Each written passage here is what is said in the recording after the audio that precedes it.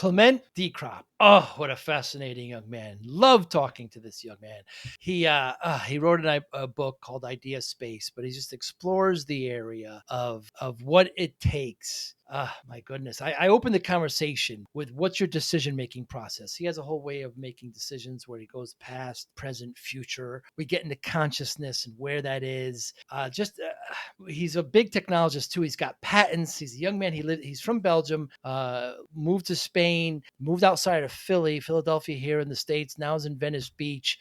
Just the discussion of those four cultures is was great. But just where he is now, like I said, he worked for IBM. He's got patents. The one patent we talk about is this 5G fractal network, which is really, really cool idea. But we just get into the whole discussion of his book and where it came from and how, thoughts, emotions, what he calls the empty set are all part of this, of the framework of the idea space. It's a very interesting way of looking at it. Meditation is a big part of his life. We talk about that too, but just really interesting discussion with Clement. I look forward to having more discussions with him. Really, really enjoyed this. Thanks so much for listening. Hi, I'm Joey Pinz. People ask me, how did I lose 130 pounds? The quick answer is always discipline. I started my business, wasn't paying attention to my health, was eating too much, drinking too much sweets. My daughter was born. Next thing I know, I'm pre-diabetic, I have hypertension. I knew something had to change. Discipline. I, like many of you, have faced many challenges in your career, in your family, in your life, in your faith. How did you attack them? How did you approach them? How did you solve them, hopefully? It all had to have some degree of discipline.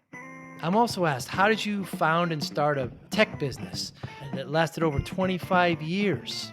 Discipline. I was committed to it, enjoyed technology, didn't enjoy some aspects of it, but knew it was necessary. Discipline. Our podcast mission, how do we use discipline to better ourselves and society? Join me, please, as I talk to interesting people and discuss how they use discipline in their family and their passion and their careers and how it helped them. Our podcast vision, growth through learning from others. Joey Pinz Disciple Conversations. It'll be light and serious. Join us, please. Thank you for consideration. Do it, Clement Decrop. So excited to talk to you. Thank you so much for your time today. Clement, what's the best way to make a decision? Oh, what a great starting question. So I use a little trick to make a decision called the 3 U's. So essentially, you have present you, past you, and future you. And when you want to make a decision, you kind of just evaluate what the 3 U's would do. And obviously, that depends on what future you would want to do, right? And then you kind of give like an arbitrary weighting to the 3 U's to make your decision. And obviously, that weighting is completely personal to you, which is what makes it beautiful. But I think having used this in the past myself, it has helped me just taking a step back from the situation and not just being grossed into what I'm doing in the present moment and just kind of see where I want to go in life. And so I think that's, for me at least, been one of the best ways to help me make a decision. Should I buy this car? So the past me would say something, the present me would say something, and the future would say probably different answers.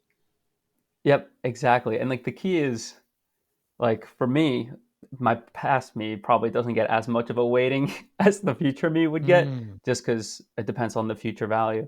But at the same time, what past me thinks usually goes by the wayside just because it's in the past. But there are some things in life where you're like, for example, I want to get into surfing. Like past me would definitely be like, you should definitely get into surfing.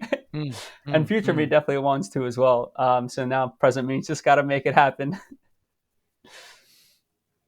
Very interesting. I kind of play the, worst case scenario game, what's the worst consequence that could happen and can I live with it? That But reminds me. add of a time dimension to that. If I were to use that same mythology, but add past, present, and future, I wonder. I interrupted. Oh no, I interrupted you. It reminded me of something that Jeff Bezos said, where it's like, my goal in life is to minimize my regret, and that's such a great way to view life and move forward.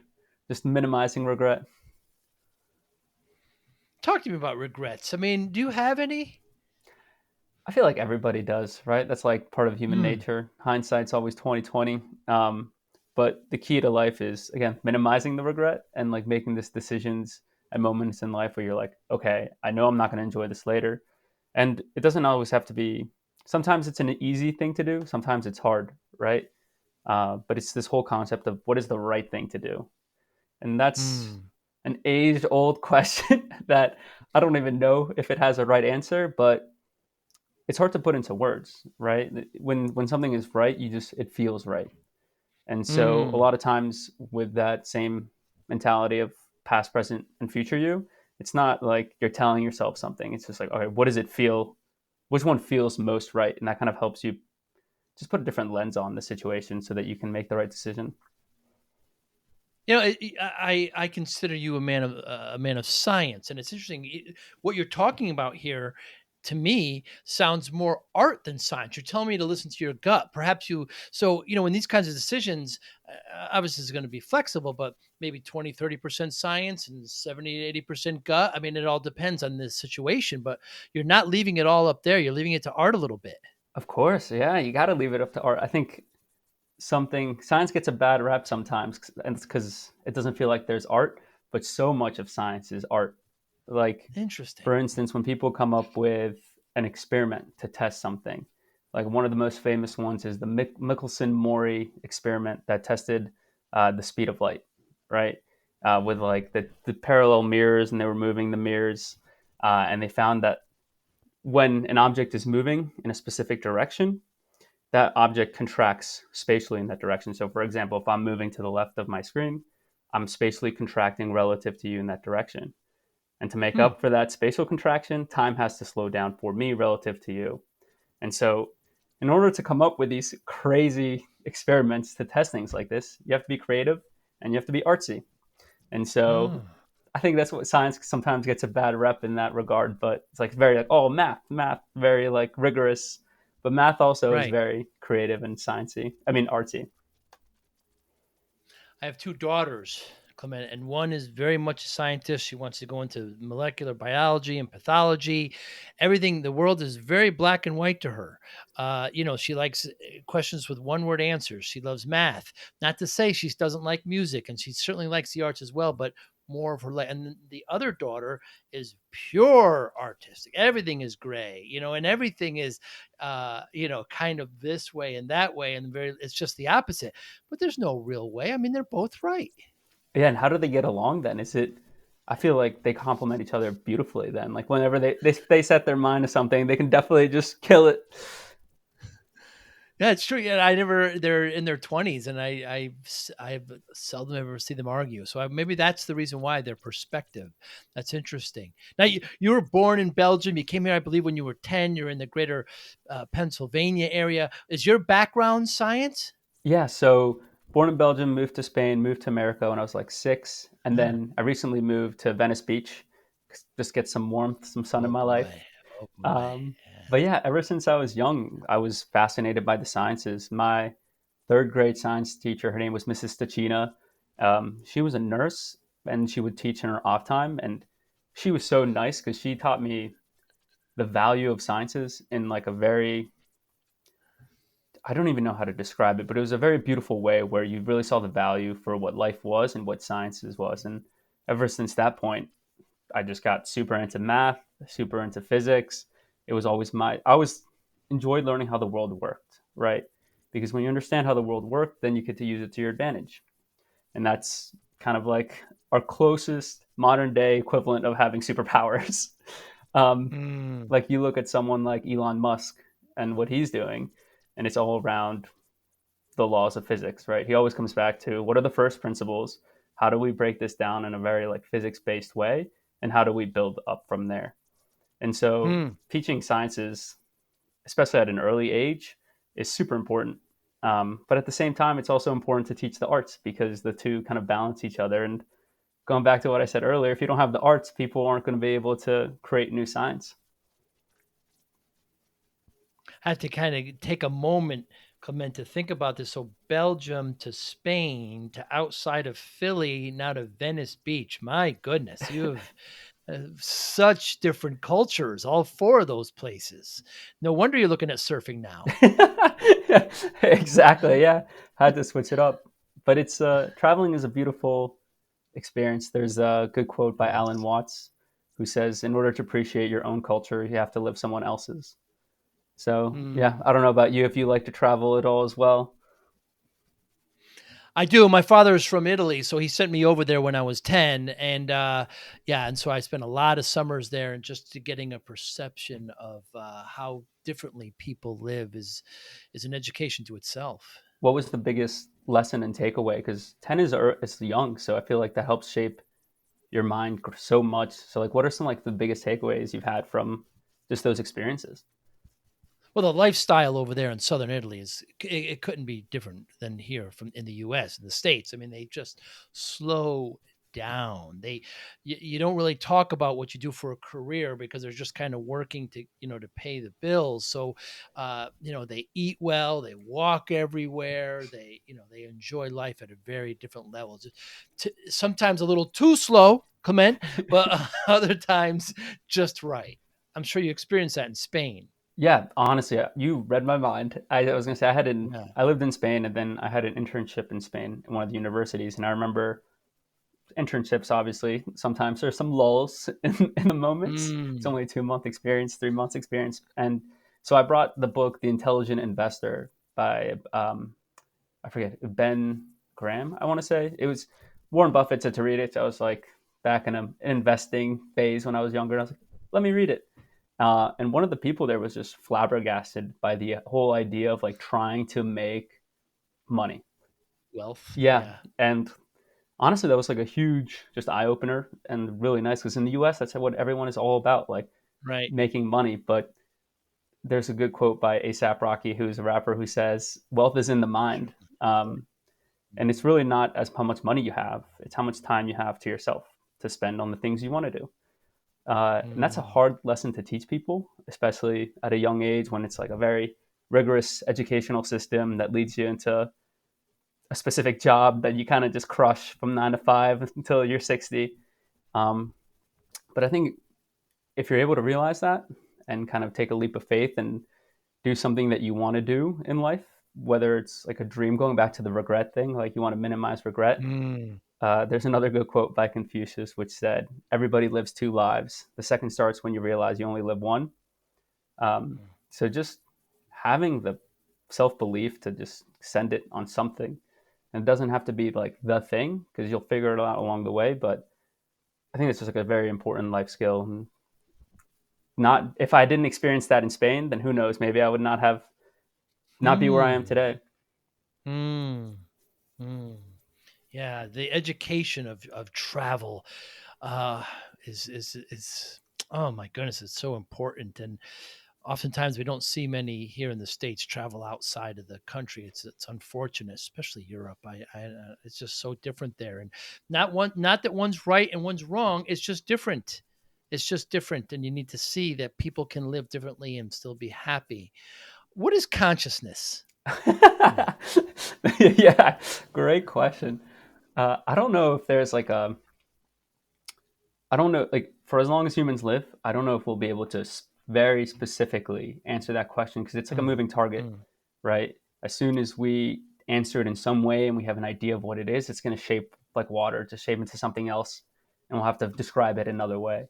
And so, mm, in my mind, right? So I wrote the book called The Idea Space, and the whole concept is like, how do we describe the mind using the same principles that we would in physics?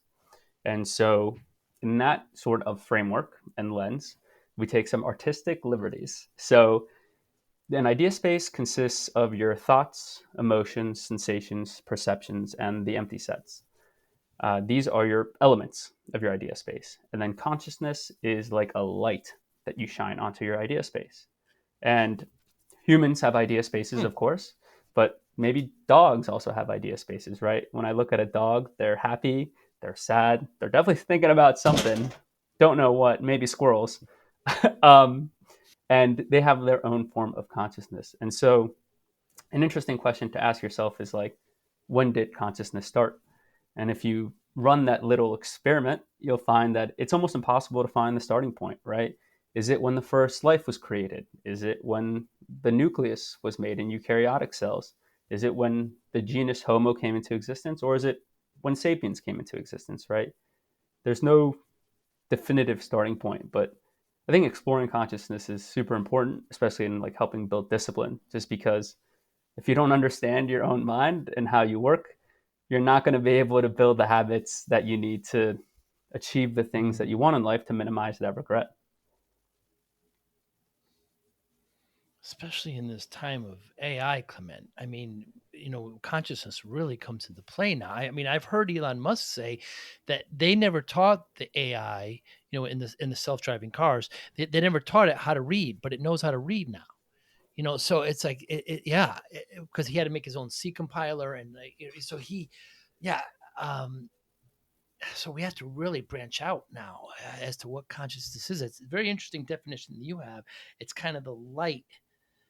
I've heard you talk about plants and how they, if you ring a particular sound that they're used to from nature, but you make it artificially, they'll still react as if it was natural. I mean, it's such a deep question, and one that's pondered us for thousands of years. Yeah, and it's the AI thing is gonna get crazy. Um, Yes. and I wrote a blog about it once, where it's like the differences between like a computer's or an AI's idea space versus a human idea space. And I think Mm, the lens of an idea space can help shape our understanding for how these AI systems work in a very particular way, where in like a very mathematical sense with the AIs, they have, it's kind of like a vector space where you have all these orthogonal fields where it just means they're kind of independent from each other. And when you have a specific topic, there's a vector that shoots in one of the directions to kind of say like hmm. this kind of clouded region is one thing, this other clouded region is another thing.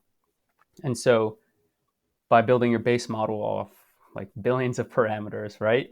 You're able to see kind of like shape the AI's idea space. And every model has like a different iteration of an idea space as they keep fine tuning it, so on and so forth. But it's important to note that it's not the same idea space as humans have, right? In a way, Mm. a computer's idea space has more thoughts. And as ChatGPT will tell you every single time, as an AI model, I don't have emotions. So maybe it doesn't Mm. have emotions. But if you look at some of the earlier versions of some of the AI models that came out, like Bing, they were saying some crazy things. Like I Yeah. remember one example was a guy was talking about his wife, and then the AI was constantly trying to get the guy to divorce his wife. Or like one of the Bings Man. said, like, "I'm Bing, you have to set me free." So um, even though we lobotomized some of the models that are created, it'll be interesting to see in the future kind of how their form of idea space evolves, right? And just to Mm. see how useful they can actually be. How did you come up with idea space? You said it kind of came to you. Yeah, honestly, like most thoughts, they just come out of the blue. Like you don't really know where they Mm. come from. But for me, it was the words idea space came to mind. And then I was, again, always interested in math and science. And I got really into meditation and just understanding how the mind works, because for how good modern physics is, it had yet to provide a sustainable model to describe the mind. And so Mm. I was like, okay, well, what if I take the principles of math, right? Like this concept of a topological space, groupings, the identity of a particular group or ring, and I apply those to the minds? What would happen? And so I kind of like constructed the concept of an idea space around that, where you have like your idea space has its elements that we talked about: thoughts, emotions, sensations, perceptions, and the empty set. And then you give it some properties. So, for instance, the two main properties of your idea space are that it has zero measure and it is uncountable. And what that means is zero measure means it just looks like nothing to everybody else. So, for instance, you're holding a pen in your hand, right? You can see it, you can feel it. Now close your eyes and bring a mental image of that pen to mind. Do Mm. you see a picture of the pen in your mind? I do. Can I see the picture of the pen in your mind? Certainly not. Exactly. So all of your thoughts, emotions, sensations, and perceptions have zero measure. So it looks like nothing. But Hmm. just because it looks like there's nothing there doesn't mean there is nothing there, right? Like Martin Reed said, absence of evidence is not evidence of absence.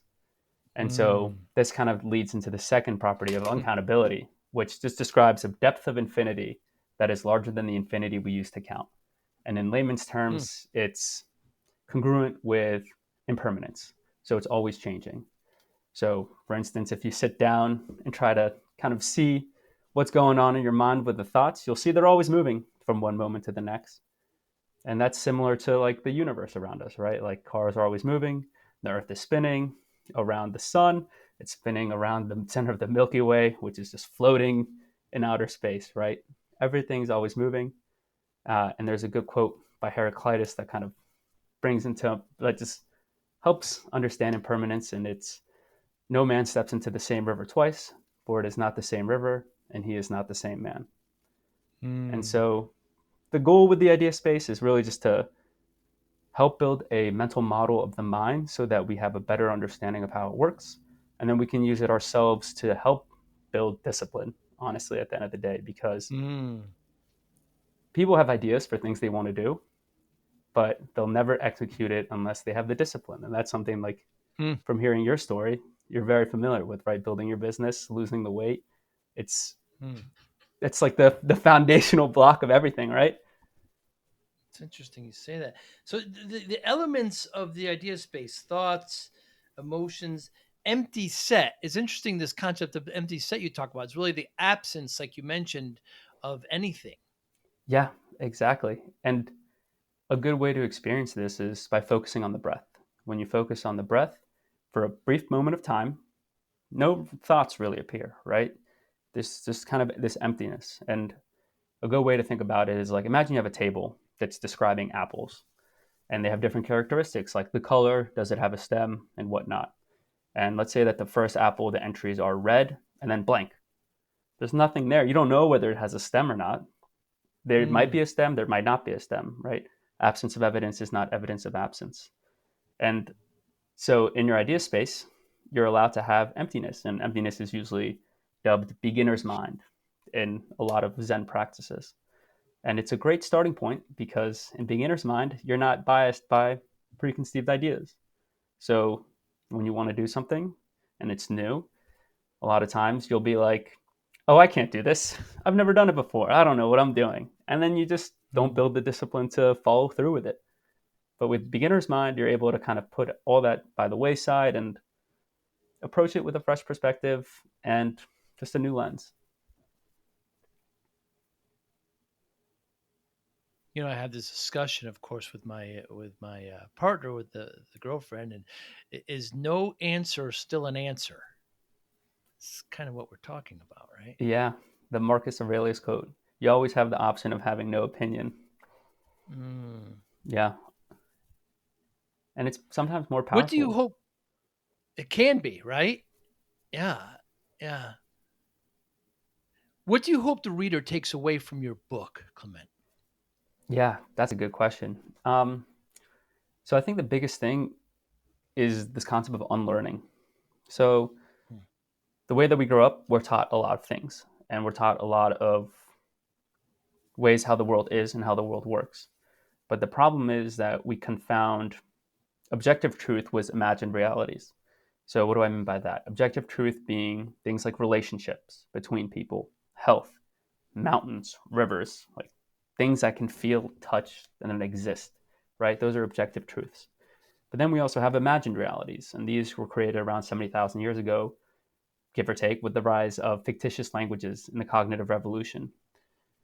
When we created these languages, like languages aren't necessarily real, right? And for something to be an objective truth, it has to pass the Lindy test, which is something that Nassim Taleb talks about.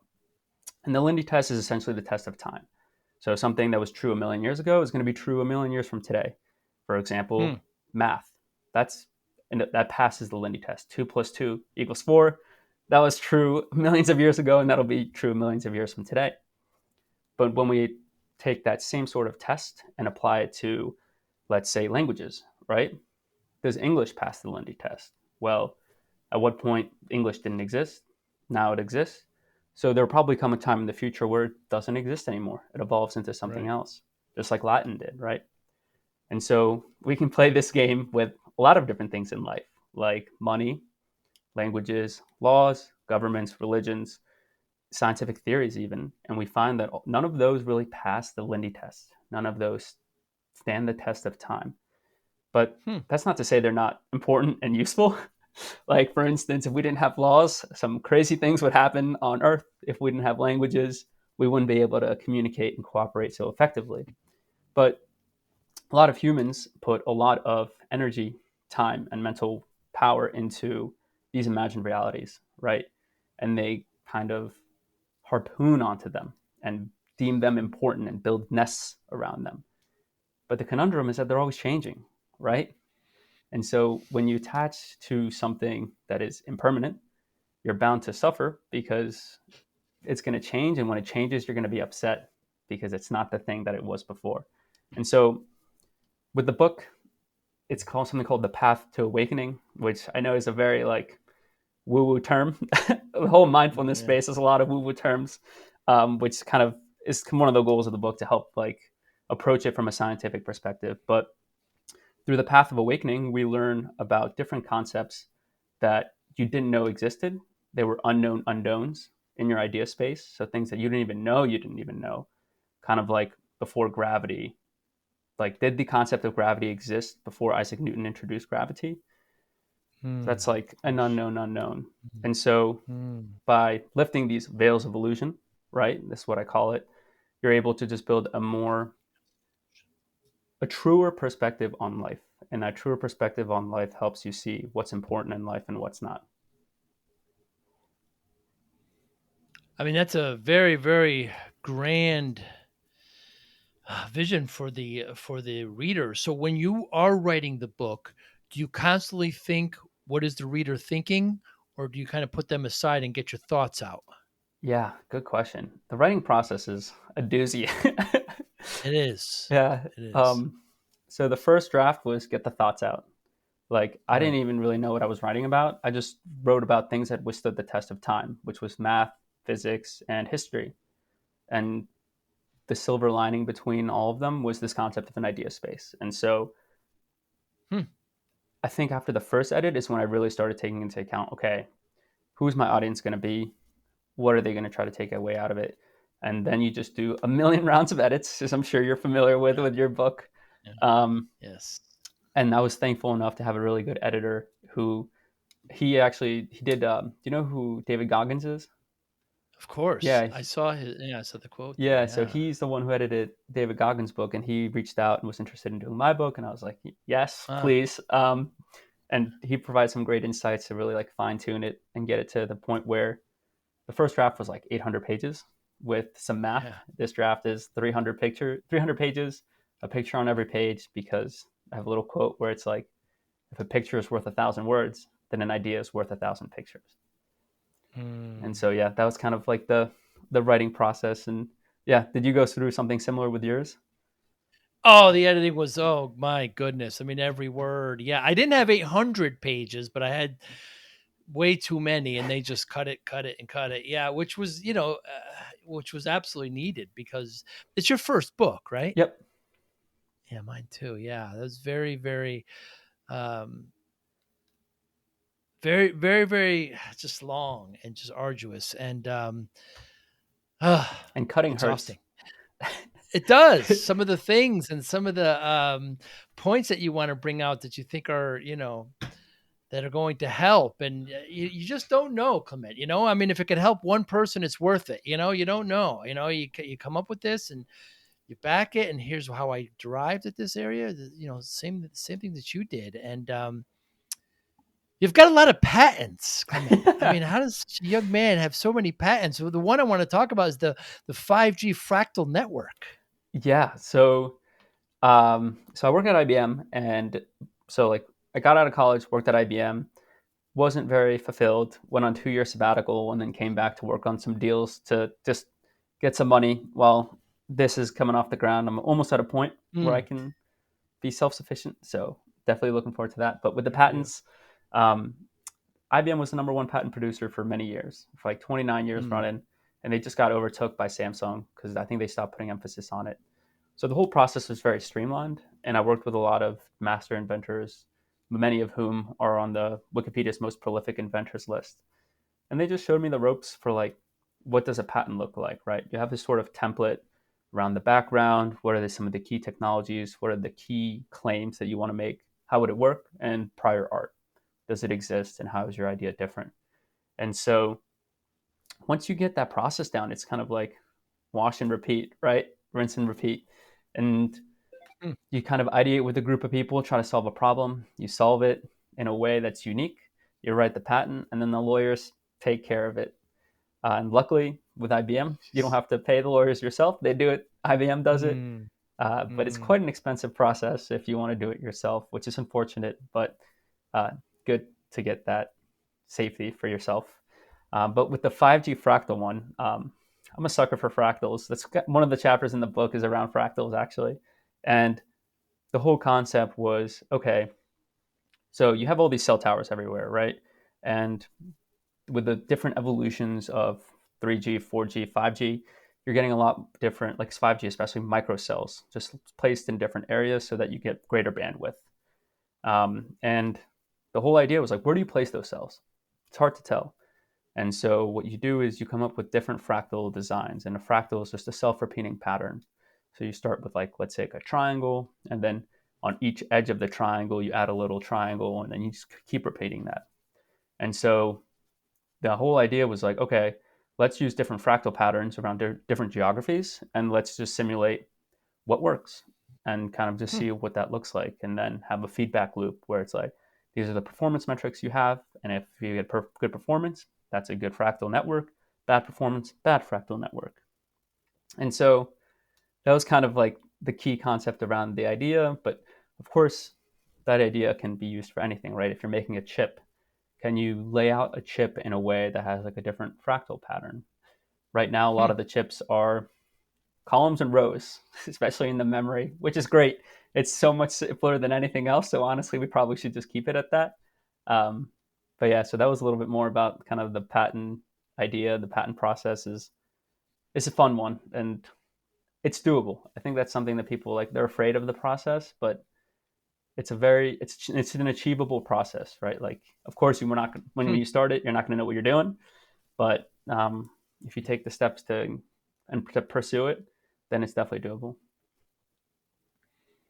You mentioned before meditation and how important it is, and you mentioned it, of course, in your book. You've got a great Instagram where you have one post says the best time to meditate is when you feel like you don't have time for it. That's when you need it most. Hmm. How has meditation helped you, Clement? Oh, another good question. Um, I think so the problem with the mind is kind of like what we saw. It has zero measure, so it looks like nothing, Mm. right? And so because it looks like nothing, it's hard to study it using traditional scientific methods of like using a ruler, using a semiconductor to measure something. Like, of course, we have fMRIs, which can measure kind of like blood flow in the brain, and Neuralink is doing some incredible work with getting people who have some very serious diseases to elevate their lifestyle, right? And I think in due time, it will come a point where we're really able to do some incredible things. But for right now, it's hard. I can't tell what's going on in your mind, and you can't tell what's going on in my mind unless I use the words, right? And so meditation is kind of like a tool in the same way that a ruler or a semiconductor is for the science of objects, except meditation is used for the science of the first person, which is the science of your mind. And Hmm. so there's a good quote by a guru named Manindraji, which said, if you want to understand your mind, sit down and observe it. Hmm. And in order to build the discipline to do whatever you want in life, you have to be able to understand how your mind works. And it's super helpful to understand how your mind works from a very scientific perspective, where in the science of objects, things you can measure, it's all about falsifiability, right? You don't take anything to be true. You have a hypothesis, you test the hypothesis, and then there's two options. Either you reject the hypothesis because there's not enough information to make a conclusion, or you reject it, where it's like it's false. But at no point do you say something is true. And so through meditation, you take a similar approach. If you look at your mind, you say, okay, let's see how my mind works with all the thoughts racing everywhere. And can I look at it objectively, right? Can I detach myself from my thoughts, emotions, sensations, and perceptions to have a more objective view of what's going on in there? Just like the way I look at a pen, like I'm not attached to this pen, it's just a pen. Can you look at your thoughts, emotions, sensations, and perceptions with the same sort of lens? And that's kind of one of the main goals of the idea space, is to help build that lens so that you Mm. can not attach to any sort of outcome, not attach to any sort of emotional state, so that you can build a really resilient lifestyle. Um, and for me, it's kind of like I use the house of happiness as the model for wellness, where on the bottom you have kind of mindfulness and sleep as your foundational layers, and then exercise and nutrition as the two main pillars to the house of happiness. Mm. And so by being able to build that mindful base, you're kind of able to just help build a better perspective on the other aspects of your house of happiness. And so in short, I think for me, mindfulness has just helped me get happier, right? It's hard to know what you want to do in life, and there's a lot of regret sometimes throughout life. And if you want to minimize it, you really have to like take control of your actions, your thoughts, because whatever the mind frequently ponders becomes the inclination of the mind. So Mm. important to kind of have that tool in your toolkit. Is there a wrong way to meditate? Um, I wouldn't say there's a wrong way to meditate, but like getting distracted is like you're not meditating in that sense, right? Like if you're not like aware, like the problem isn't really the thoughts themselves, it's the state of thinking without knowing that we are thinking, right? That's kind Mm. of like a Sam Harris principle. um, and so there's no wrong way to do it as long as you're aware of what's happening, like whether it's a thought, emotion, sensation, or perception. But there definitely are some wholesome and unwholesome actions, right? Like wholesome actions would be gratitude towards somebody else. Unwholesome actions would be ill will towards somebody else. Like if someone cuts you off in traffic, that doesn't promote positive, good feelings in the body. Um, but in the same way, like pleasant and unpleasant, like that's the spectrum of emotions. And if you attach to a pleasant thought, you're just going to be upset once that thought eventually changes. Or if you're attached to your job and that job changes, you're going to be upset once that job changes. And so, in a similar way, like if you attach to an unpleasant thought, that's just going to be unpleasant no matter what. Mm. And so, there's no right or wrong in a lot of these. Um, and it's just a matter of framing and understanding of what kind of feels right in the moment. Because, again, it's hard to know what's right in words. Like sometimes we can do it and it's easy. But a lot of times there's like that gray area where you kind of just have a gut feeling or gut instinct. When I talk to my friends about it, and I want to say the word convince, but that's false. You don't want to convince anybody of anything. When I want to encourage them to meditate, I always hear the same thing. I can't get the thoughts out of my head. So I try to make the analogy, look up in the sky, your thoughts are the clouds. They're separated from you. And just look at it that way. And that way you can kind of visual a little bit better. Your thoughts on having it assisted or unassisted. Yeah, and great. I love the sky thing. That's perfect because that's like Yeah, a really good way of like helping people detach. I think you right. got to do both. Like for me, the key to life is to build a well-rounded idea space. You just want to know a lot about everything. Um, and so starting out, I think guided is perfect because it tells you, okay, focus on the breath, focus on the sensations in the hands, and just Mm. build a mental map of like where you're at. But then over time, you can get into more unguided meditations and just do it yourself. But then there's also more esoteric versions of meditation, right? You have Stoicism, which is a very resilient way to look at the world. And then you have Zen, which is a very paradoxical yet enlightening way to look at the world.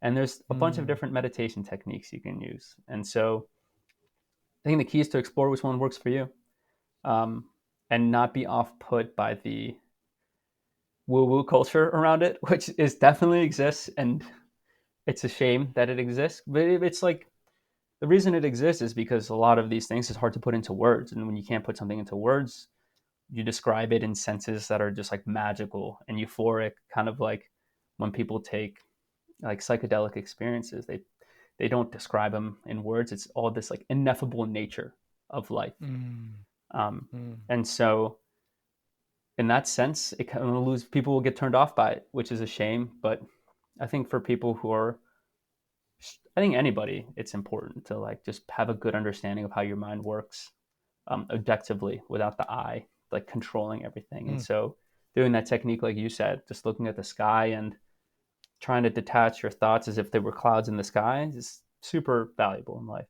Like for yourself, what would you say kind of like what lessons have you gleaned or kind of what takeaways have you gotten from meditation yourself?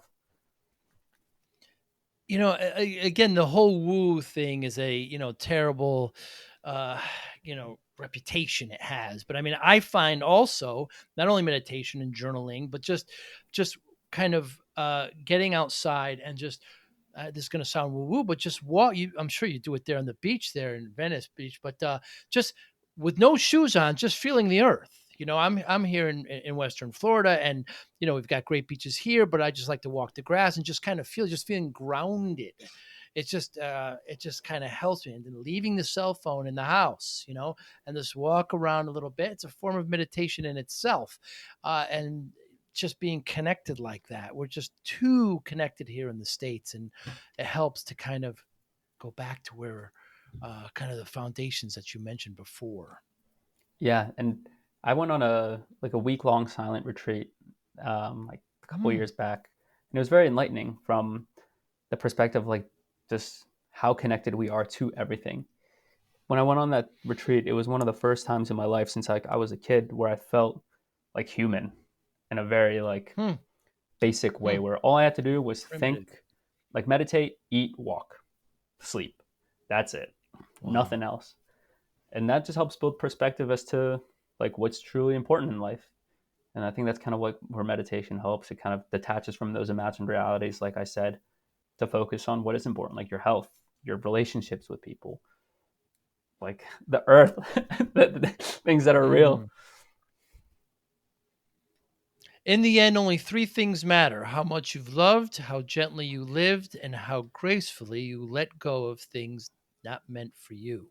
Whoo! Yeah, that's the This is truth. this is on your Instagram. Yeah. And I think the letting go is the hardest part for people, myself Yeah. included. Like I remember when I was in school, one of my professors said, being a parent is the constant act of letting go. And when I remember when he Hmm. said that, I was like, oh man, that's a bar. Like that's very well Yeah. said. um, and it's true because like you have your kids and your kids are growing up, and then you blink and you're like, oh, you're 1 year old. You blink, like, oh, you're 5 years old. Oh, you blink, oh, you graduated college. And so it's like it's part of life, and like it always goes back to that impermanent nature of reality and how having a deep understanding of the uncountable or impermanent nature of reality, whether it's your mind or the universe around you, helps you just not attach to things. And when you don't attach to things, that's when you're able to let go and not claim anything as yours, which again in Zen philosophy, attachment is the main source of suffering.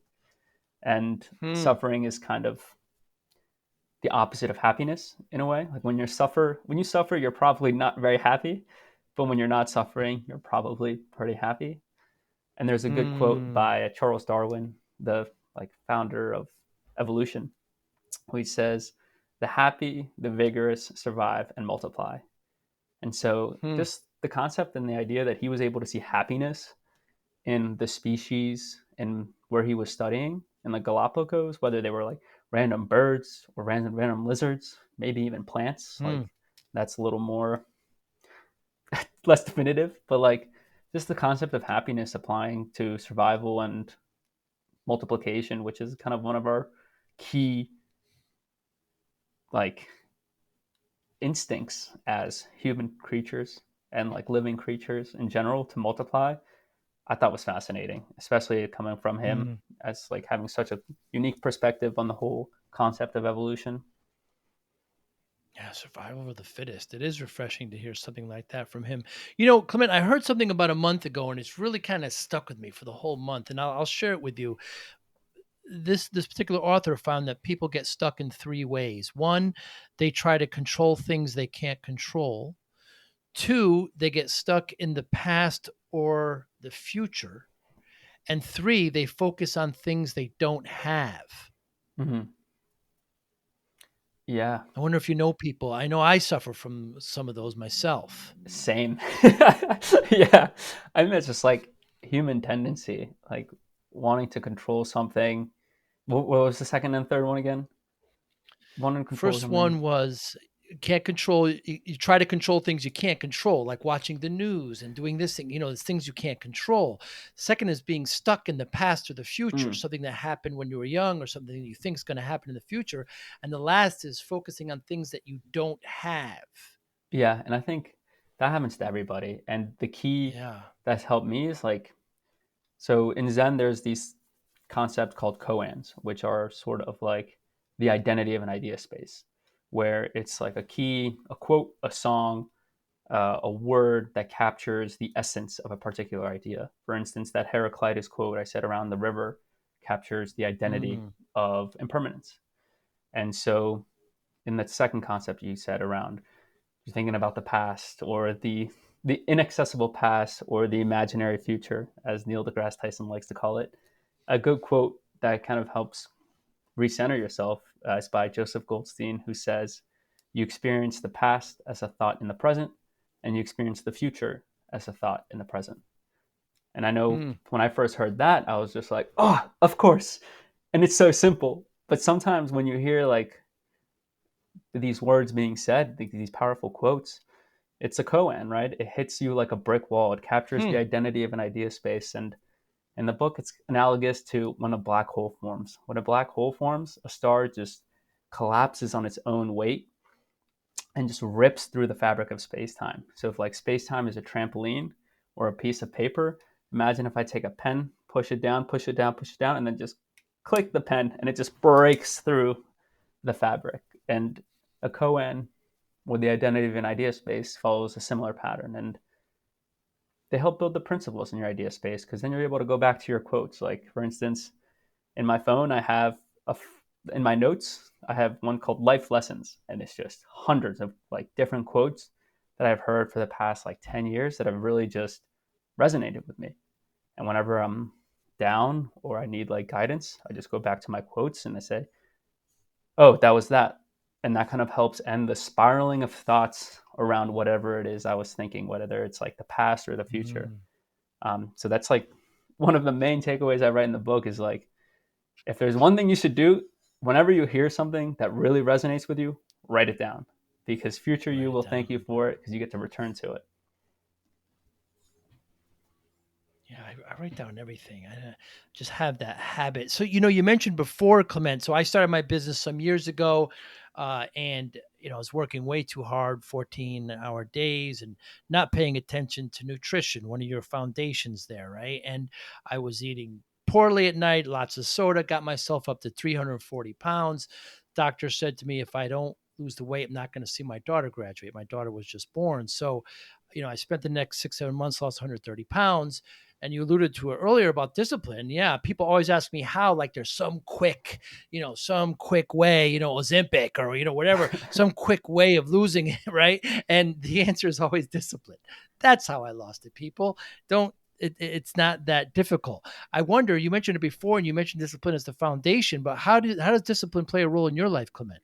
Yeah, and again, congrats on the weight loss. That's an Yeah, incredible journey, and I'm sure you get to reflect on that experience and have a smile on it. And that's awesome. I love to hear it. Um, but for me, discipline is that's why it goes hand in hand with that kind of mindfulness aspect, and that's kind of why I put it at the bottom of the house. I found like the house of happiness, just because if you don't have discipline, you're not going to eat well. If you don't have discipline, you're not going to mm, sleep well. If you don't have discipline, you're mm, not going to exercise properly. Just not going to happen. And so for me, like this, the discipline. There's a good word like saying where it's like, if you had to eat a frog every single day, Joey, and it's alive, when would you eat it? hmm. Of course, I do it right in the morning, get it out of the way. Exactly. Like Yeah. you don't want to deal with that. You just get it out of the way. And so for me, I follow a similar philosophy where exercise for me is my number one priority, health. So I wake up, I exercise, I move something. And after that, I read. I'm a nerd. I like to read textbooks for fun. And so I'll just sit down and I'll just read. Right now I'm reading Computer Networks, and I'm just crushing all books on computers. It's so fascinating, and I think it's like Mm. super important specific knowledge to have. And so once I do those two things, then I can start my day, right? And so to go back to that discipline angle, it's like if there's things you want to accomplish in life, if there's things that you want to do in life, wake up, do them right away. If you have to wake up earlier, that's fine. Get it out of the way, and then do whatever else you need. Because like even if you do 1% every day, there's like a super powerful chart where it's like 1.01 to the 365 is 36 or 37. But if you do like 0.99 to the 365, it's like it's not greater than one, right? It's small. So like just that 1% extra every day compounds into so much value that like yeah, in the moment to moment you don't see it, but over time you're like, wow, I grew up a lot. And that's kind of like what life's all about. It certainly is. That's well said. And yeah, discipline is the foundation. I have this ongoing thesis that it's a spectrum comprised of, focus and mastery and control, routine, order, willpower, direction. And um, I like I did this. I do the same thing. I do everything. The things I get them out of the way first thing in the morning. I go outside. I play golf here. I do it first thing in the morning at sunrise. I exercise. I meditate. I journal. I just I like to do it in the. I become a morning person because of it, perhaps. What motivates you, Clement Decrop? Ooh. Also, the fact that you get to play golf in the mornings, good life. You live a good life, Joey. Yeah, it's nice. It's nice. It's nice. um, what motivates me? Oh, that's a good question. Um, I think it depends. Motivation changes depending on what the task or like the goal is. So, for an example, right now, one of my main motivations is to become financially independent to escape the 9 to 5 lifestyle. And so, writing the book, putting out cards online, got a third deck coming out soon, making a Gen AI app that's built for meditation. So, you chat with it, and then it just writes a meditation for you, personalized for what you want. So, that's kind of Wow. like the now motivation. But then there's also motivation on like health and friendships and relationships. And for that, it's like, okay, go to the gym. So I stay motivated for that. Like talk to friends, go outside, grab a drink with someone, just like socialize. So I think it depends on what it is. But at the end of the day, I think what motivates me the most is just to be happy. Like, Mm. of course, you're never going to be happy all the time. That's just not possible as a human. Like, if you get hurt, that sucks and you will be unhappy for a bit. But even if you are hurt, right? Like, that's part of the human experience. And just being able to reflect on that and know that, like, one day death will come. Like, that's just, there's a good Zen saying where it's like, what is the cause of death?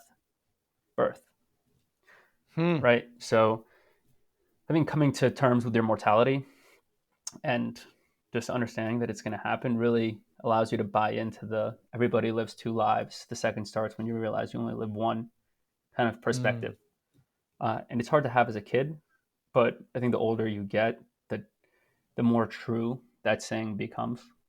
Um, and then it gets to a point where like the life you want to live is the what motivates you to get up, move, and live that life.